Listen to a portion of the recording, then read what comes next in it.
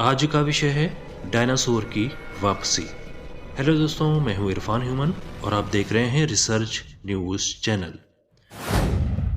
वैज्ञानिकों को दक्षिणी चीन के जियांगशी प्रांत के मांगझोउ शहर में शाहे इंडस्ट्रियल पार्क के हेकाउ फॉर्मेशन की चट्टानों में डायनासोर के एक अंडे का जीवाश्म यानी फॉसिल मिला है, जिसके अंदर बेहद अच्छी तरह से संरक्षित एक डायनासोर भ्रूण यानी एम्ब्रियो का पता चला है। इसे बेबी यंगलियन नाम दिया गया है। करोड़ों साल पहले पृथ्वी पर विचरण करने वाले डायनासोर को लेकर वैज्ञानिक हमेशा से उत्साहित रहे हैं और इस जुगाड़ में रहे हैं कि कहीं से डायनासोर का टूटा फूटा डीएनए मिल जाए तो पूरा डीएनए बनाने वाले इस प्रोजेक्ट को आगे बढ़ाया जाए, फिर ऐसे डीएनए के उपयोग से क्लोनिंग करके पूरे डायनासोर को बनाया जा सके। आइए देखते हैं डायनासोर पर एक विशेष रिपोर्ट। आज से करोड़ों साल पहले पृथ्वी पर डायनासोर पाए जाते थे, लेकिन अचानक कुछ ऐसा हुआ कि धरती से इनका अस्तित्व ही मिट गया। वैज्ञानिकों का कहना है कि तब एक उल्का पिंड के पृथ्वी से टकराने पर सभी डायनासोर समाप्त हो गए थे, लेकिन आज भी उनके फॉसिल यानी अवशेष मिलते रहते हैं, जिससे हमें पता चलता है कि धरती पर कैसे कैसे डायनासोर पाए जाते थे। वैज्ञानिकों को दक्षिणी चीन में लगभग 7 करोड़ 20 लाख साल पुराना डायनासोर के अंडे का जीवाश्म मिला है। इसके अंदर डायनासोर के संरक्षित भ्रूण यानी एम्ब्रियो का पता चला है। इस एम्ब्रियो को बेबी यंगलियन नाम दिया गया है। यह अब तक का ज्ञात सबसे पूर्ण डायनासोर एम्ब्रियो में से एक है। माना जा रहा है कि ये 10.6 इंच लंबा रहा होगा।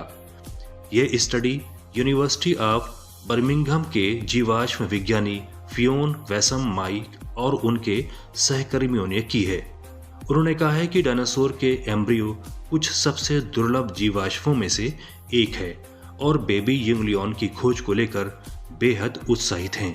ओविराप्टोरोसोर प्रजाति से संबंधित एम्ब्रियो की तस्वीरों से पता चला है कि कैसे इनका सिर उसके शरीर के नीचे था।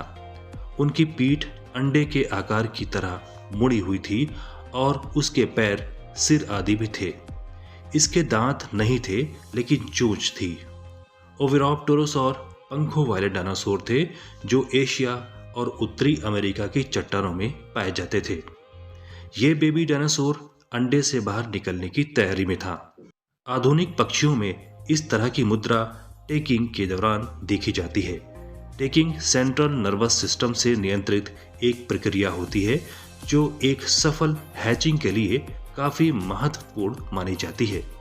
शोधकर्ताओं ने बताया है कि इस खोज से डायनासोर के विकास और प्रजनन के बारे में बहुत सारे सवालों के जवाब मिल सकते हैं। अगर ये डायनासोर अपने अंडे से बाहर निकलने में सफल हो जाता तो शायद इसकी लंबाई 2 से 3 मीटर के बीच हो सकती थी और ये डायनासोर पौधों को खाकर पलने वाला था। आज लाखों लोग ये इच्छा रखते हैं कि डायनासोर को फिर से पैदा किया जाना चाहिए, जैसे कि जुरासिक पार्क फिल्म में दिखाया गया था कि वैज्ञानिकों ने एक मच्छर के पेट से डायनासोर का खून निकालकर उसकी कोशिकाओं से डायनासोर को पुनर्जीवित किया था। लेकिन वास्तविकता ये है कि डीएनए अणु बहुत नाजुक होते हैं। ये सूर्य के प्रकाश और पानी के प्रभाव से जल्दी विघटित हो जाते हैं। सबसे पुराना डीएनए जो हमें मिला है वो 1 मिलियन साल पुराना है, जबकि डायनासोर 65 मिलियन साल पहले पाए जाते थे। अगर ये माना जाए कि हमें अंटार्कटिका की जमी बर्फ में डायनासोर का टूटा फूटा डीएनए मिल भी जाए तो ये काम बहुत ही मुश्किल होगा। पूरा डीएनए बनाने के लिए वैज्ञानिकों के पास उस जीव का जीनोम होना चाहिए, यानी जीव के डीएनए का पूरा नक्शा हमारे सामने मौजूद होना चाहिए, तब उसके पूरे डीएनए की संरचना को बना पाएंगे। फिर इस डीएनए का उपयोग करके क्लोनिंग की प्रक्रिया के द्वारा पूरे डायनासोर को बनाया जा सकता है।